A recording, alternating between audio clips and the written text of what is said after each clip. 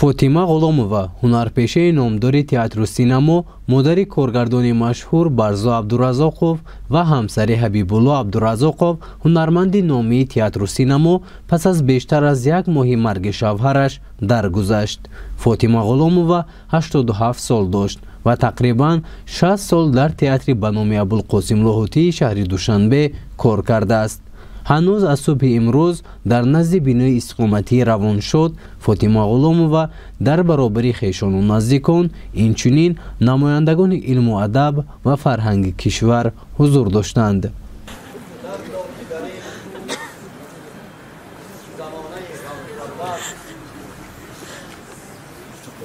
حیفا که در این بادیه عمرنورد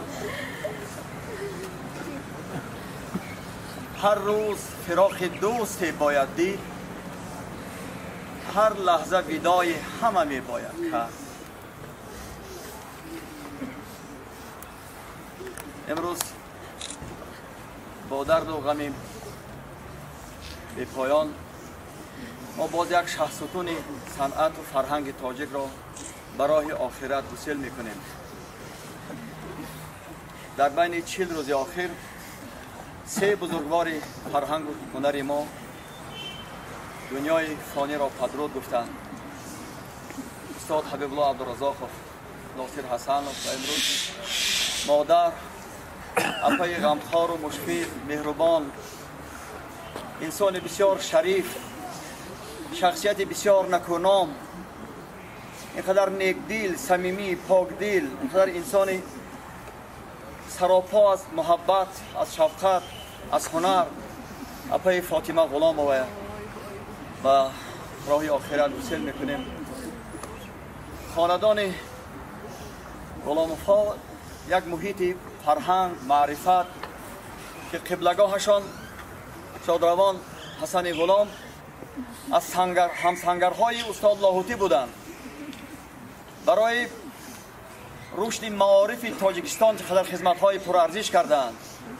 برای محو بیسوادی و بنیاد کلخازها و خواجگی‌ها چقدر خدمت‌هایی کردند که و در همین محیط همین گونه شخصیت‌های سراپا هنر و فرهنگ مثل اپای فاطمه، اپای ساجده، اکای اسفندیار، و امروز پیروان اینها موفق‌تر برزو عبدالرزاقов هنر ما یا صنعت ما در اروپا و آسیا در عالم معرفی کرد. پرورده دامان اپای فاطمه. من هنوز طفل خردسال بودم، از طریق رادیو صدای شیرین و مهین اپای فاطمه در همون برنامه خواب شیرین خردترکان گوش میکردم و همین مهر هنر صنعت از همون لحظه ها در دل من جا گرفته بود. همین صدای مهین و شیرینشان که خواب سلام خردترکان عزیز میگفتن حالا هم در گوش من صدا میتید. بعدا با تقاضای قسمت در دانشکده به من درس گفتن و طور انفرادی درس نطق ثانوی دادن. از همان لحظه ها من همین مهر مادریشان، اینقدر شفقت و اینقدر دل بزرگشان حس کردم. وقتی به تئاتر هم که آمدم تمام ما جوانان از همین شفقت و مهربانی و غمخواری های مادرانه اپای فاطمه هممان برخوردار بودیم و اینقدر نقش های جالب، اینقدر کارهای پرارزش در هم صحنه تئاتر و هم سینمای تاجیک کردند. در دراماتورگی هم قلم خوبی داشتند، یعنی که همون عنعنه های خانوادگی که از قبلگاه از مادر بزرگوار میراث گرفتند همان در تمام هستیشان در وجودشان گرامی می داشتند. البته نام نیکشان اینقدر کارهای عظیمی که در راه رشد هنر و قناعت معنوی جامعه ما کردند در یاد و خاطرهای نسل امروز و فردای ما میماند. در نوارهای سیما و رادیوی تاجیک جاودانی است و نسل ایشان طور من بارها گفتم از نسل چهارم تئاتر هنرمندان تئاتر هستند و گروه دیوم تاجیکی استودیوی تاجیکی گیتیس دانشکده صنعت تئاتری که به تئاتر تاجیک یک مرحله نو آوردند، نفس نو، نسیم نو وارد کردند. کسبیت، ریالیزم و عموما همچون تئاتر اندیشه و تفکر همین خیلی یکی نوآوری وارد کردند و امروز هر کدام آنها که هستند چقدر برای ما غنیمتند. من حالا بسیار میخواستم که از همسبخان اکای تورخان از یاد دوره جانجویی ها و همکاری ها چند حرف گفته باشد. به خاطر همکورس هایی که در همه مدت 40 روز علاقه 3 نفرش از حبیب عبدالرزاق سر کرده و روز تاثیر حسنف و امروز این کس تصور کنید. با خاطر همشون میگویم مسکوا با خوندگی بوده باره مسکوا نماز شام باغ ست سر مهتاب مردم بسیار همه شادان و خندان نسیم فارم و بوی معطر وقتها خوش دماغها چاق شاده ها دوچندان.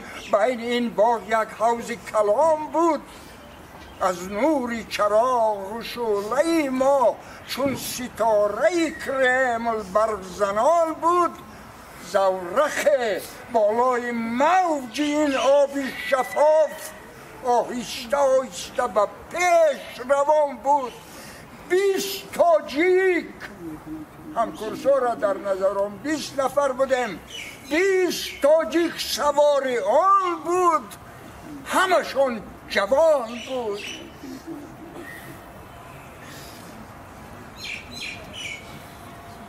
اینقدر زیبا دخترک بود، اینقدر چخانک بود،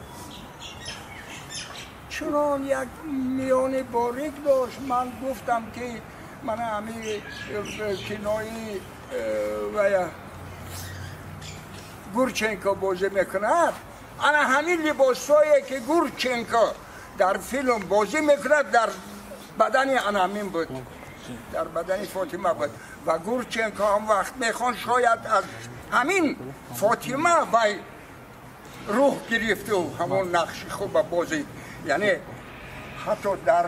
حتی شمای فاطمه به اطراف مدد میرسون.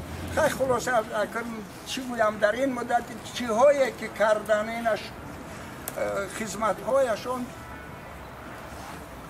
همین همکورسا من در نظر دارم. خدمتهای اینها آنقدر خوب است، آنقدر زیاد است، آنقدر خیلی. من اون روز به اون رفیق دیگر گفته بودم که زیخ نشوید، من خبرگیری تون میام، زیخ نشوید فاطمه، من کمسار همون گروه بودم، خبرگیری تون میام. همین خیلی است. اهل هنر با شادی و با فرح باید یاد کرد، چون که اینها تمام عمر با مردم شادی بخشیدند، با مردم فرح بخشیدند و بهترین چیزی که برای انسان برای بلند کردن ایمنیته مسئولیت بدن مهم است این شادی و فرح از خنده.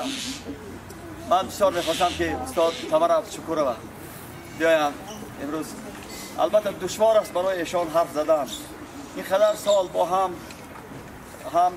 در شیرین ترین لحظه های دانشجویی باز همکاری ها و امروز به راه آخرت وصول کردن همسبق چه دشوار است، چه گران است.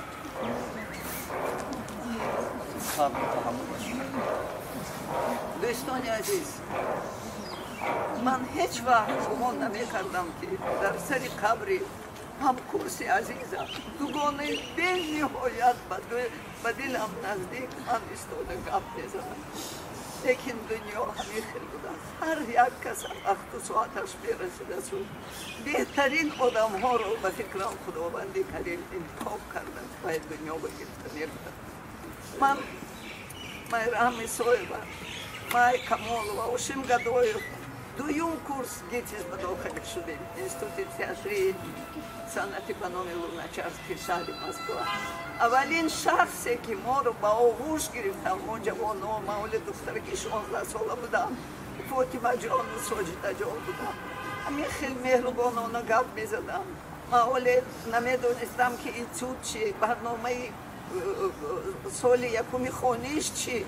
Анамино ёрдам мерасондам, турафон ёрдам мерасондам, дигар ҳам курсо ки аз ҳама бештар Фотимаҷон. Фотимаҷони азизи меҳрубонам, шумо санъаткори бузург будед. Дар якчанд спектаклҳои дипломӣ олиҷаноб бозӣ карда будед. Вақто ки мо дар ба театри мана Камоли Хуҷандӣ омадем унҷа, бисёр нағз кор кардем, 1 сол. Баъд мо душанбе театри Лоҳутиба гузарондам. Дар ҳамин театрам дар якчанд намоишҳо мо ҳамроҳи Фотимаҷон дублёр будем. Лекин ягон бор нисбати якдигар бахилӣ намекардем. ҳамеша мегуфтем Фотимаҷон, шумо имрӯз навбат. Он кас мегуфтанд не, Тамараҷон, имрӯз навбати шумо бароед. Ягон қатра бахилӣ дар дили ин Фотимаҷони азизи ман набуд. Баъд аз он ки ман аз театр донишкадаи санъат гузаштам, баъд вазорат, баъд бо донишкадаи санъат ҳамеша занг мезадам, во мехӯрдим. тамоми дилу ҳасраташона ба ман мегуфтанд, ман ҳам ба он кас мегуфтам дар бораи он проблемаҳое ки дар санъати театрии ҷумҳурӣ мо аст, мо ба якдигар нақл мекардем, дилсӯзона мегуфтем ки агар анаме хел мешуд беҳтар мебуд, анаме хел мешуд беҳтар мебуд. Яъне то дақиқаҳои охиринашон ин кас ғами санъати театриро, ғами тамоми ҳамин кори театри Лоҳутиро фикр мекардам. Мегуфтанд ки ба фикрам асарҳои хубро гирифтан дар кор, асарҳои классикиро гирифтан дар кор. 3 рӯз пеш аз маргашон ман ба ин кас занг задам ва нақл кардам чӣ хел ҷанозаи ҳамкурси мо Носирҷон Ҳасанов гузашт. Ин кас бисёр ғамгин шудану гуфтанд ки ҳамин хел дилам месӯзад барои ҳамкурсоне ки аз ин дунё рафта истодед, махсусан барои Носирҷон. Ман гуфтам Фотимаҷон, дилатон нагиред, ҳар кас ҳамин дунё ба ҳамин қадар зиндагӣ мекунад, чӣ қадар худованди карим барои вай раво донистааст. бо вуҷуди он ба фикрам бисёр наздик ба дилашон қабул кардам. ман як воқеа нақл мекунам. як рӯз мо ҳамроҳи Фотимаҷон мо бисёр дӯст медоштем, баъзан ҳамроҳ чойхонаи роҳат бишта онҷа ба ягон хӯрок гирифта суҳбат кунем, дилшоӣ кунем барои якдигар. ман омадам он касро аз ҳаминҷа таксӣ кати гирифтаму рафтиму. баъд он таксичи он кас ба нигоҳ карду гуфт ки шумо Фотима Ғуломова? Он кас гуфтам бале. ман дар ҳамин афсонаҳои шумои гӯш карда калон шуда. як рӯз кӯчаба рафта истодаед 3-4 та ҳамин занҳои аллакай 30 солашон рафтагӣ давид омадану гуфтанд ки шумо Фотима Ғуломова? Он кас гуфтам бале. ана ин китобчаи мо ба имзо гузоред, мо дар афсонаҳои шумои гӯш карда калон шудем. барои ҳамун саҳми ин кас, барои санъати театрии ҷумҳурӣ ман ба қариби 3 рӯз пеш ки занг задам гуфтам Фотимаҷон, ҳамин якчанд филмҳо бо шумо бозӣ кардед, нақш офаридед, махсусан дар авора бисёр ба ман маъқул шуд. ман гуфтам гонорарои нағз гирифтед? он кас гуфтам дугонаҷони азиз, ҳамин хо бовар кунед, хо не, ман ягон қадра пул нагирифтам, ягон танга пул. барои он ки режиссёрҳо аз ман мепурсиданд ки нархи шумо чӣ қадар шумо мехоҳед пул гиред? ман мегуфтам ки ман аз шумоён пул намегирам, ман медонам ки бюджети ҳар як киное ки сабт мегирад хеле кам аст. барои ҳамон ман аз шумо намегирам пул. шумоён маро барои ҳамин нақш интихоб кардед. ман бо ҷону дил хизмат мекунам барои он ки обрӯи ман аст ва ман дар таърих мемонам. дар ҳақиқат Фотимаҷон, шумо дар таърих мондед бо дили меҳрубони худ, бо آن غم و غصه ای که شما از سر گذراندید الهیم جایتان از جنت شود، راهتان شاد باشد، قبرتان پرنور شود. جان شیرین من، دوگانه جان عزیز من، ما اصلا شما را فراموش نمی‌کنیم. آمین. و ضمن هنرپیشه خوب بودن باز درام نویس هم بودن. اثر نوشته بودن با نام خزانی تگ پا و این اثر در دو تئاتر بزرگ جمهوری، در تئاتر خوجند و تئاتر جوانها به صحنه گذاشته شده بود. یعنی خدمت‌های بزرگ دارد. یک چیز من گویم، من حاضر کتابم یادداشت‌های با آخر رسانده استاده. فاطمه جان عزیز من، دوگانه جان عزیز من یک مقاله چه نویستن، همین قدر سخنهای نو گفتن. الهیم جایشون نجات.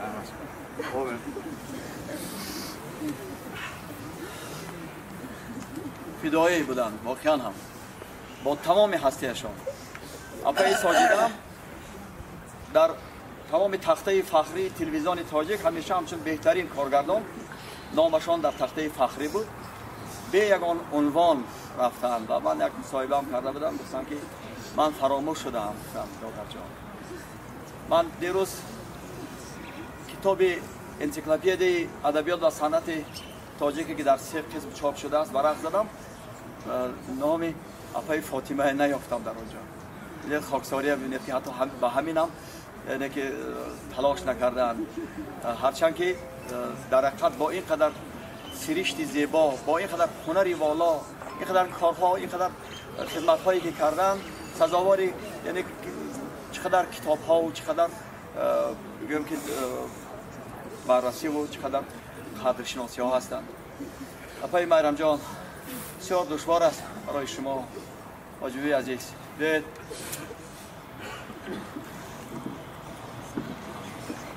به یاد همسبق، همپیشه چون میگن که چون سخن نبود چراغ محفل یادآوری،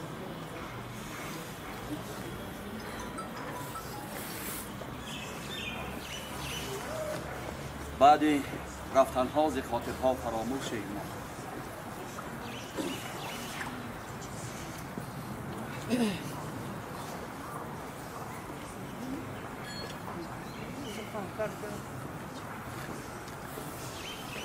برای من مشکل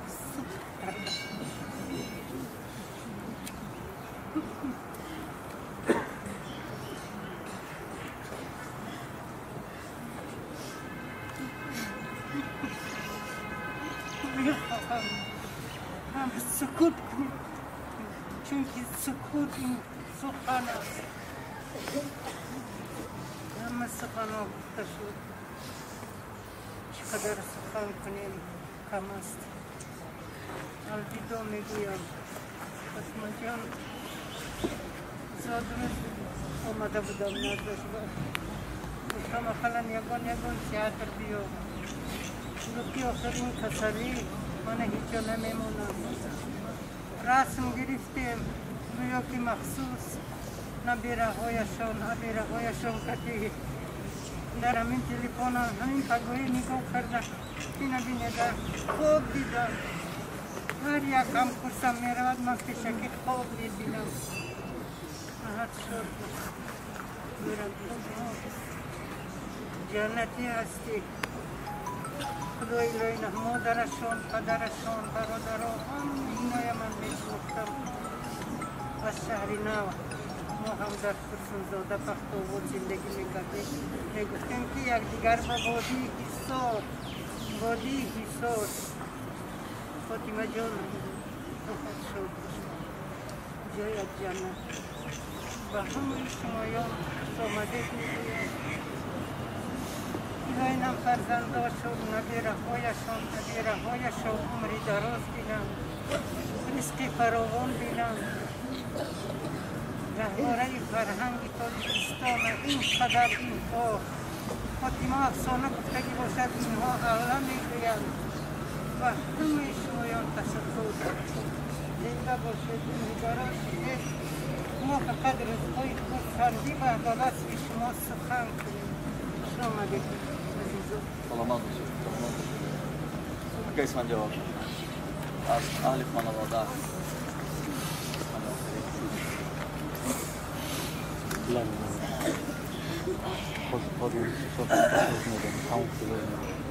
دوستان عزیز برای صمیمیت محبت همدردی شما که لطف کردید آمدید عرض سپاس بسیار منتدارم از هر یکی شما قربانی هر یکی شما البته اخی فاطمه چون خواهر ارشد ما بودن و حکم مادری داشتن و هر یکی ما 8 نفر بودیم و اخم از همه بزرگی گویا که همه ما اخی فاطمه کلام کرده با نصیحت های خوب خیلی با تمکین بودن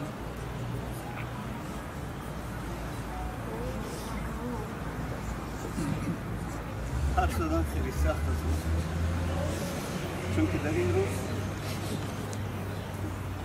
ویدا میبینیم با اپایی که خیلی دوستشان داریم اپای فاطمه، اپای سجده برادرم وفات کردن و خواهرم و حالا ما 4 نفر خدا رو شکر هستیم برای شما هم دوستان عزیز از پای سلامتی باشید و خواهان آنم که همیشه سالم و بردم باشید برای سلامت باشید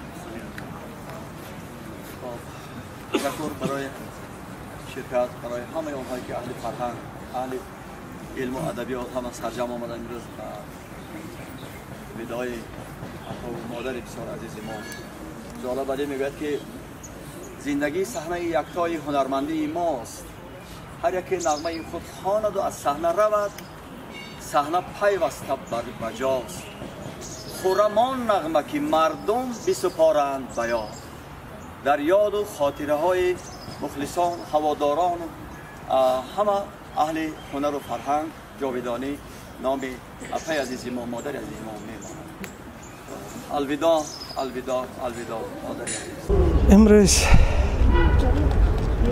روزی فاجعه است برای تئاتر تاجیک فاطمه غلامова یک انسان بی‌بها هنرمندی یک جای خود را اشغال نمودگی فاطمه غلامова شهر نوی استاد من اولین مراتب از دستان من گرفته به اینستیتوت هدیه نمودند به اینستیتوت شهر مسکو و در یک معلمات در یک اینستیتوت ما خواندیم و من از جوانیشان این شخص بی‌بها رو میشناسم احترام میکنم و امروز چه روزی بود این یک تلفی بزرگ است خدا یادشان بخیر پیش از همه ما همچون هنرمند نه همچون یک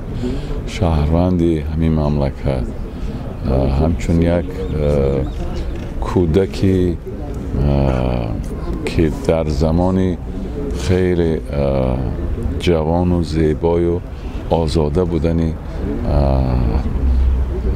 این مادر عزیز فاطمه غلامova مثلا کودک بودیم دویده میگشتیم و هر شام یعنی شما تصور کنین اون زمان مثلا رادیو یکی از شاخه های اساسی مثلا شغلی همه انسان ها بود مثلا این وقت حاضر بر این نیست که مثلا اینترنت و این چیزا اون وقت یک رادیو بود در یک خانه یا خانه همسایه یا هر جای دیگر در مکتب و یک رادیو همه وقت پخش می شد و همه شام ها من انتظار می شدم که افسانه خورترکان گوش کنم یعنی من هنوز که هیچ خبری نداشتم که این زن کیه هست در کجا زندگی میکند مثلا چی کاره است اما یک صدای فارمی بسیار نوازشکارانه و این صدا قصه های عجیب و غریبی افسانه های خیلی زیبایی را مثلا به گوش من میریخت و یعنی من گفتن میخوام که با علیه همین مادر، با افسانه های همین مادر یعنی سال به سال کلان شدیم. بعد دیرتر وقتی که مثلا من خودم هم سمت هنر رفتیم و هنرمند شدیم، بعد فهمیدیم که این خانم، این مادر، من مادر میگم چرا